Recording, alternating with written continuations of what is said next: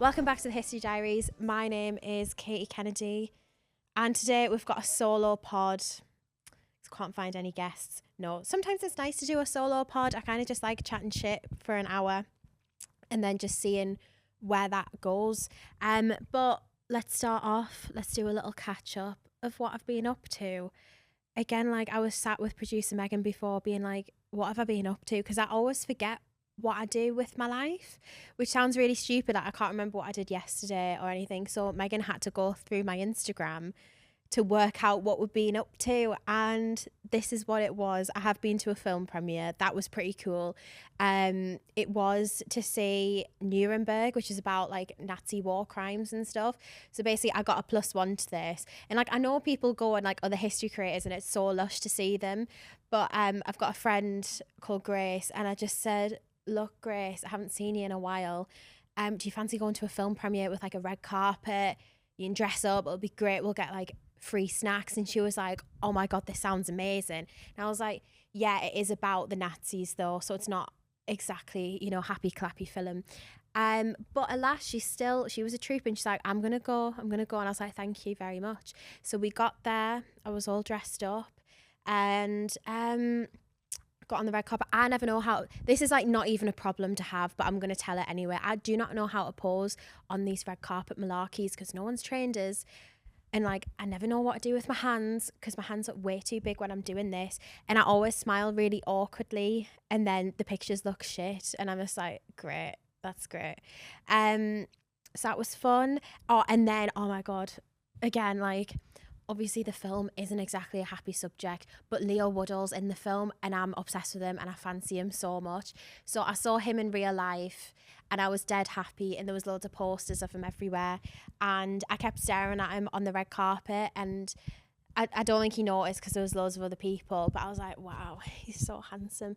So that was really nice. Yeah, so the red carpet, like on Instagram when I'm posted, it looks so glamorous. However, behind the scenes, you don't see me and my friend standing with my Aldi 8.99 suitcase that I got from middle aisle because I'm living out of that said suitcase because I don't live in London.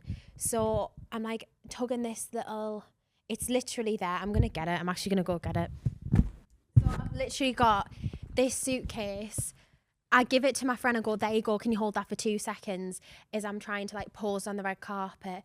And then I'm dragging it along as everyone else is dressed up so nice in this red carpet glamorous outfit, and I'm just stood there with my 8.99 Aldi middle aisle suitcase that I will tell everyone because they go, that suitcase is tiny, and I go, yeah, it's from Aldi, 8.99 if you didn't know.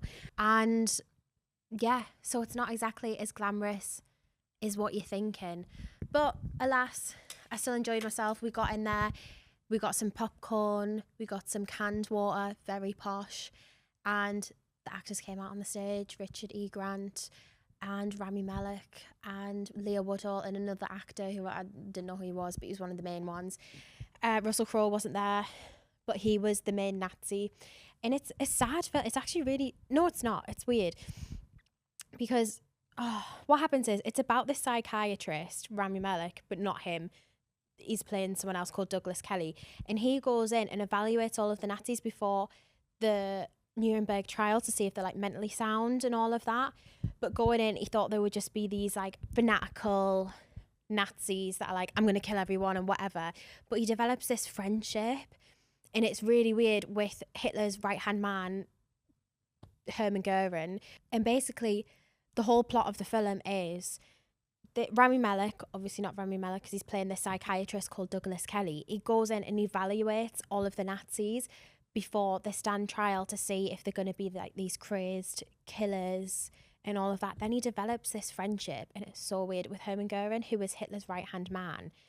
And they basically become like, not besties, but they're pretty close because he's sending all of these letters and correspondence from Goering's wife to him, and they play card games, and it really fucks you up. It does a little bit.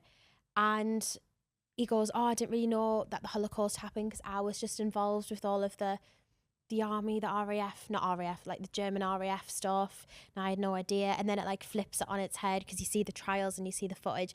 And honestly, I left that film like shaking a little bit because I was like, that is that was crazy. I recently went to the TikTok Awards. I was not nominated, obviously, but that was really cool. It's really weird, again, being in these situations, because I still feel like I'm very new to this industry. Again, like even going to the film premieres, I don't feel like out of my comfort zone because I really enjoy it, but it feels very surreal. And I feel like that at the TikTok Awards, like even seeing the TikTok logo sponsored by Sky, I'm like, what the fuck? Why am I in this room?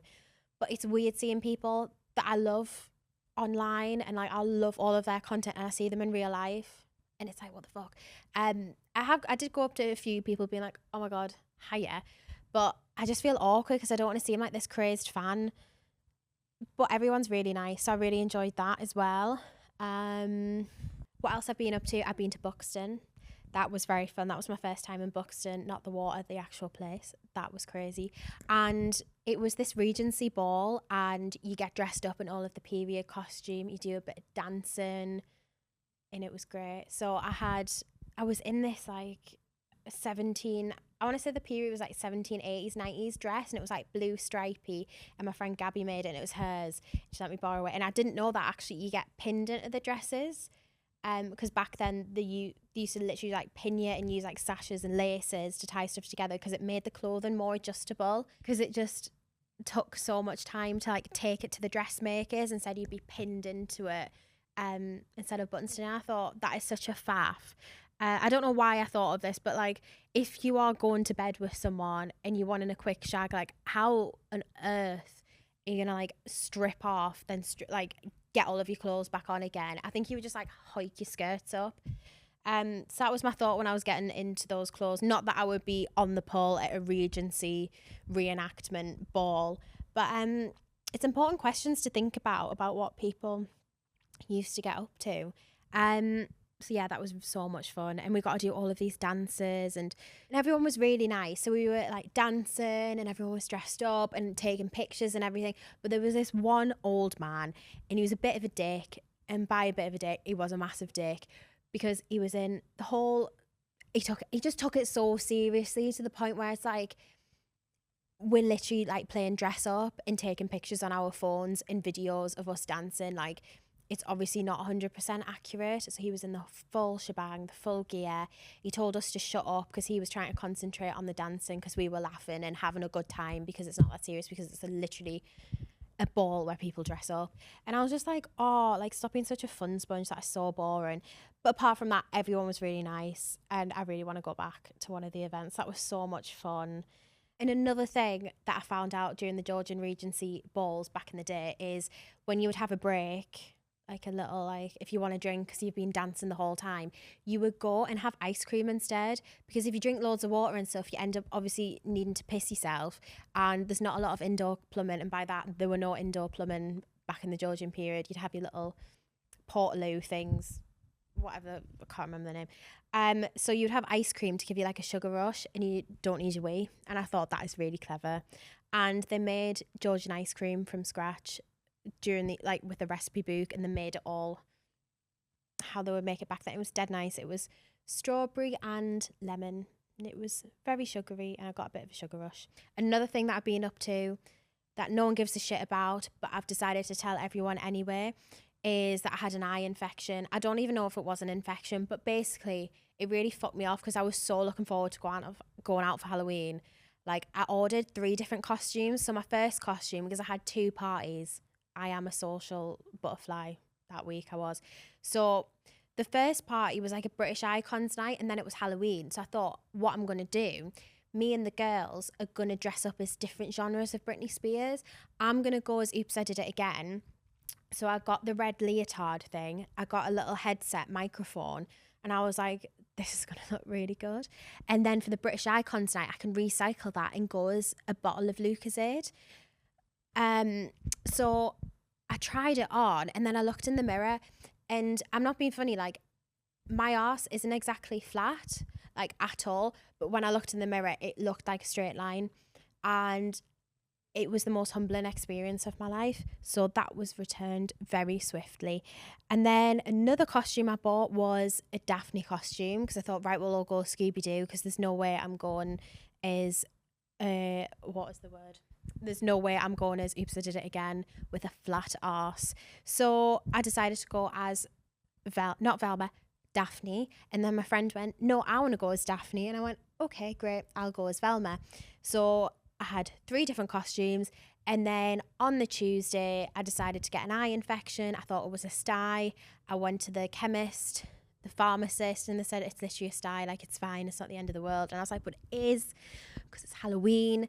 And then it went worse to the point where I couldn't even open my eye, and I was mortified. And I was like, I'm going to have to cancel everything. Like, no one's going to see it. I was meant to be recording a podcast episode. I was like, no one can see me when my eye is literally looking like this. So my social life died that week, and I've never let it go, because I love Halloween and I love dressing up. And it was a really sad time.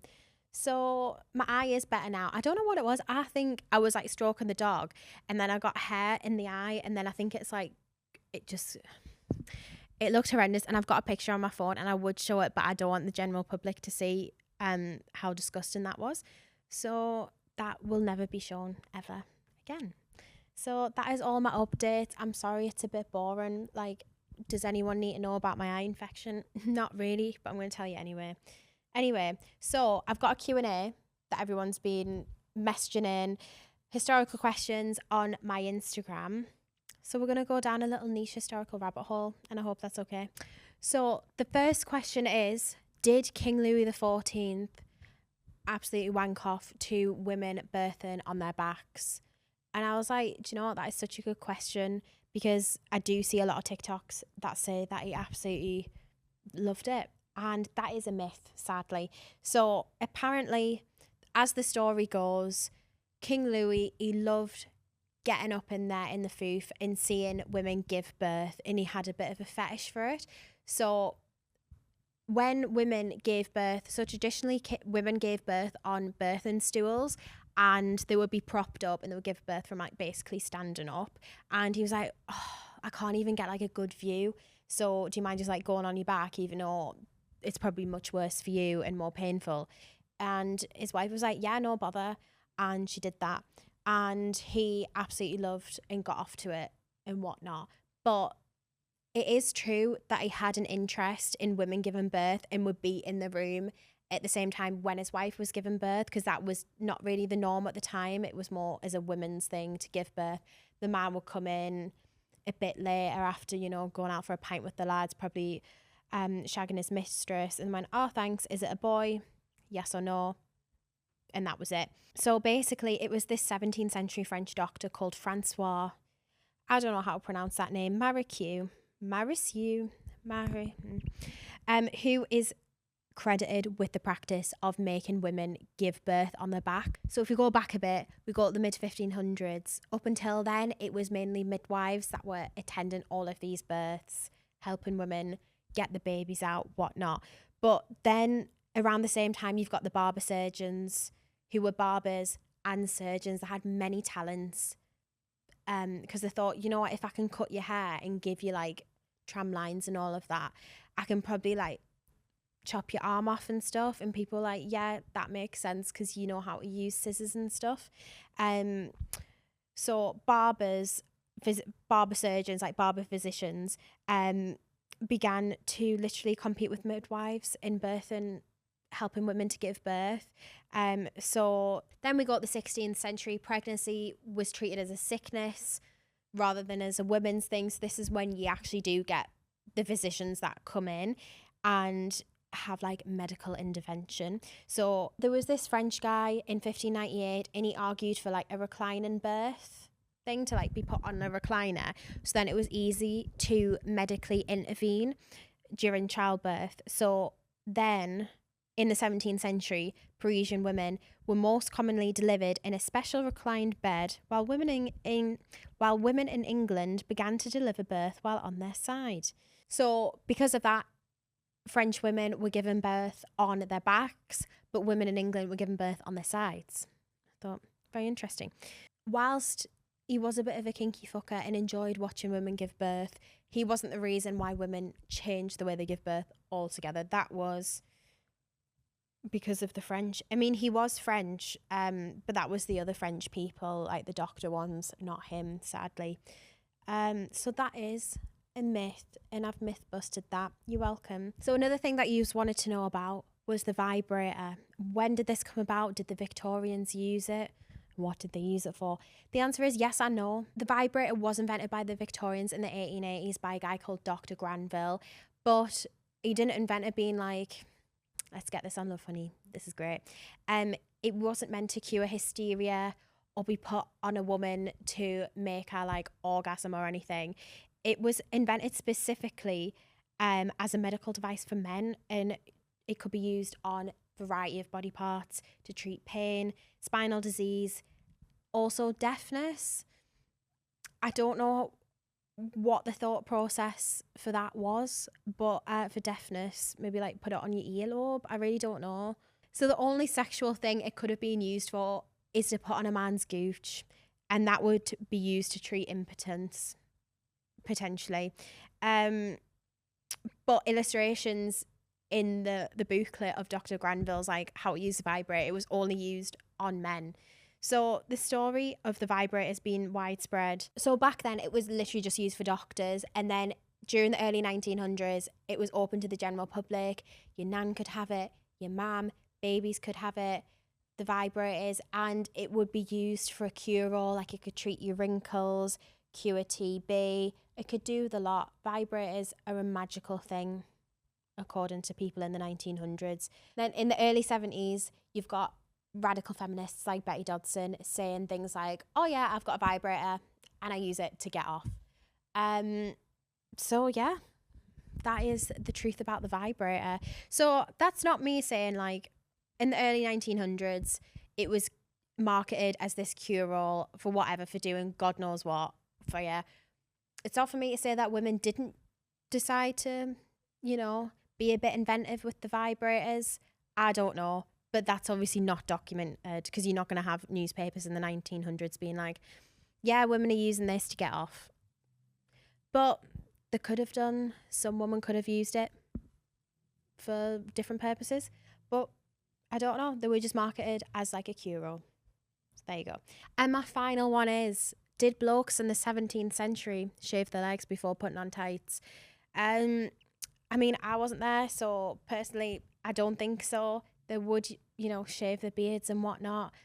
But no, I'm guessing not. Like, women didn't shave until the 1920s when they started wearing all of the flapper dresses. And they were like, oh, you can see my armpit hair.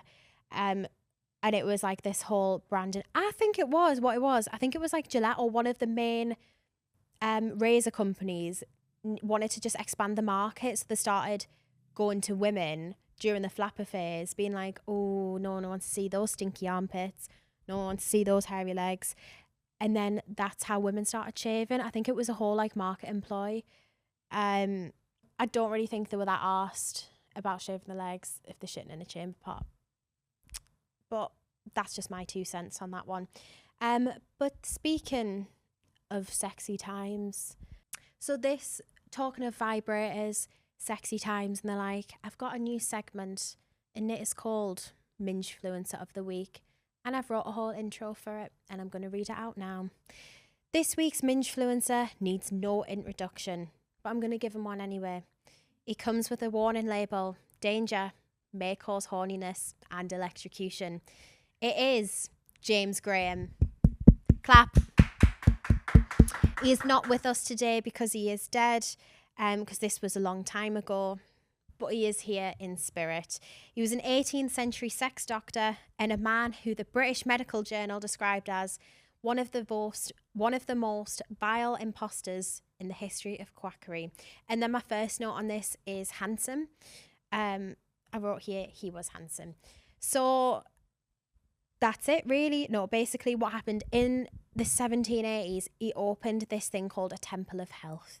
And you could walk in, you were greeted by Nelson's mistress. It wasn't his mistress at the time, but she was in like these like Greek goddess, like see-through chiffon clothing, being like, hiya, you're all right. You come sit down on these like fancy chairs and your arse gets zapped. I'm not even telling you, your arse gets zapped. I will dive into that a bit later on. The entrance was full of all of these fake props, like glasses everywhere, crutches, and that was meant to symbolise that this doctor's cures were so amazing that the people didn't need their glasses or crutches anymore, and you were miraculously cured from this. So perfume and music was going on. You had all of these displays, jars shooting sparks, golden dragons and all that shitey malarkey. Then Nelson's mistress Emma Hart was there, and she worked and dressed there as the goddess of youth. So it's all of this like smoke and mirrors type of malarkey, and visitors come to be treated or just to look at the spectacle of it. So you would have all of these science talks, you would sit down, you would get all of these electric shocks up your arse, and that would be like a zapper, and that was meant to be this spirit that appeared, and it's meant to cure you. I don't know who was falling for stuff like this, but back then, 1700s, what else have you got to look forward to? Like cholera, I don't know. In the end of each talk, yeah, and then the star attraction was this, I love this, was this celestial bed. It was basically a bed, and he would charge you 50 quid for a shag fee, and he said, if you shag on this bed, you will get pregnant. And that's that. It's like a fertility cure-all. So this bed was made of glass pillars, scented flowers, and you've got electricity giving you a little shock, and it could tilt for the best results. But he was basically like, but you can't do it unless it's 50 quid. But he was basically like, you know what, I'll not let you have a go unless you pay 50 quid. But I promise to God, like, honestly, like, this is going to cure you. And he said he could control health, this man, and disease completely. And he was going to live up to 150. And if you paid him all of this money, you could be like that too. So I feel like it's literally just a marketing scheme. Like, you know, those girls that sell Arbonne and those like, yeah, Megan's nodding, you know, the ones and the fizz sticks, and they go, you can do this too, and you can buy a A-class Mercedes if you also get everyone involved in this pyramid scheme. I feel like it's that type of thing. But anyway, by 1782, not even 2 years later, he was bankrupt and he sold the bed. Sad times. So the last one is by 1790, he was promoting this new theory that the human body could absorb all of the nutrients it needed through contact with soil. That's it. You don't need your tea. You're fine. Just need the nutrients through soil. And reading that, I'm like, you are actually stupid. And whoever fell for that is also stupid. But unfortunately, I read that, I'm like, you are actually stupid. But the other day, I was a victim of TikTok shop the other day. Basically, on my For You page, I was being sold this idea that I really, really needed this lining to go on my bed. And if not, I'll get arthritis. But this magical bin liner would stop that. And you would plug it into your wall, and it would give you all of the electrons. That was the word, electrons. And you would absorb it during your sleep, and that would give you the same effect as touching the soil for 15 minutes with your bare feet by sleeping. So I thought, I'm gonna buy this because it's gonna stop us from getting arthritis when I'm older. And 180 quid later, I opened the package, I put it on my bed, I plugged it in, I went to sleep, and I thought, I've been done in here, I think, just a little bit. So I did swiftly return it. And instead I thought, if I do need contact with the soil, I'll just go outside. I'll not spend 180 quid on what did resemble a literal bin bag that I plugged in that didn't use electricity. I don't know why they decided to charge that much money. Maybe for daft arses like me that were willing to pay for it. So yeah, I feel like I can't even talk on that one. To round off, he was the Mingefluencer of the week, our James, a Minge pioneer. He founded a medical cult that unfortunately I probably would have been a victim of. And he zapped people on the arse for the crack. Bless up, Dr. James. Let's give him another round of applause, please. So this week I'll be teaching you how to pull using my favourite historical figures as inspo. And this week we've got Mozart. And I do love Mozart. He's got some banging tunes of like Fur Release. I think that's him. Is that him? Was that Beethoven? Couldn't tell you. I'm not a musician. I am a historian, but they are historical figures. So I've really done myself in there. But anyway, today is Mozart, and he loved Maria Anna. Maria Anna was his cousin, and he thought, you know what? I'm going to try and use some chat-up lines on you. even though you are my cousin and we're related and all of that. So these are real quotes. I know I take the piss a lot, but these are genuine, real quotes. And I'm going to read out the Mozart quote, that he handwritten letters that he wrote to his cousin. And I'm going to like try and say how you would do that on WhatsApp today. Because I feel like there's definitely something, I feel we can always learn stuff from historical figures. So this is from Mozart to his cousin. Well, I wish you good night. But first, shit in your bed and make it burst. Sleep soundly, my love. Into your mouth, your arse, you'll shove. Obviously, that was in German as well. But I thought, how do we remix this for a WhatsApp for a day? I was thinking like, good night, flower pot, kiss, kiss, kiss. Love you loads, think you're pure filth. An absolute worldie 10 out of 10. Few other kisses on the end, 2 more kisses. Hope the bed explodes with your bum chunders. Sleep tight with your bum in your mouth. Kiss, kiss. Maybe a few emojis in there. Just for good measure. So I feel like he would have wrote that, you know? Where am I going with that? So I feel like he would have wrote that to his cousin. He also wrote like music dedicated, and it's got like shitty stuff in it. Not actual shit, but like, do you know what I mean? Anyway, I digress. The next one is an actual letter to his cousin. God, I do feel sorry for her, because the ones I'm going to read out, I'm just like, what the fuck are you meant to reply? You can't be an arsey twat, because that is your cousin at the end of the day. Like, your auntie's going to bollock you and say, like, why are you being nasty to my son? But, oh, nah. Anyway, so this is another one. I shit on your nose, so it runs down your chin. What do you reply? It's like, thanks. Anyway, so how would you remix this for a day? And I thought, love you baby cakes, kiss kiss, obviously naturally. BTW, I've left a proper steaming one on your nose. Hope it's made it to the chin, kiss kiss, drip drip, kiss kiss.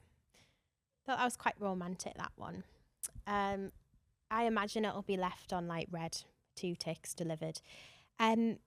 Yeah, in a letter to Maria Anna dated the 5th of November 1777, he gets things going and he goes, I shit on your nose so it runs down your chin.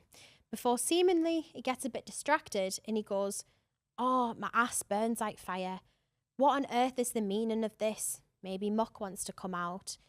The fact that he actually has to like write that out, like word for word on a piece of paper, and he still went, yeah, that sound, I'll send that. Because, like, I know if you send messages today on WhatsApp, you quickly type something, you send it, and you can just delete it later. He's had to go to, like, the postman and go, yeah, I'll send that, please. Honest to God. Anyway, so my remix for this is... Fuck's sake, why did I write this? So my remix for this is, because obviously he's saying his ass burns like fire, is he puts a little jingle in there for WhatsApp and he goes, somebody call 911, shorty fire burning on the dance floor. Whoa. Playing this right now and thinking of you. Thank you for the woo. Kiss kiss, because my arse is screaming, capital letter screaming. Honestly, feel like muck staging an escape mission. Love you, shorty. Hope your day is less explosive.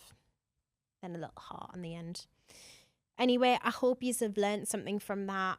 Maybe you want to text you. If you fancy your cousin, you can text them that you need to go to the toilet in very graphic detail. So today you've learned that Mozart had a scat kink, and also how to pick up a chick. So I'm not only a historian, I'm also a love therapist person. Dating coach, that's the word. Dating coach. Thank you so much for listening to this week's episode of the History Diaries. You can catch it Thursdays at 5 o'clock, and hopefully I'll have another guest on next week. Bye.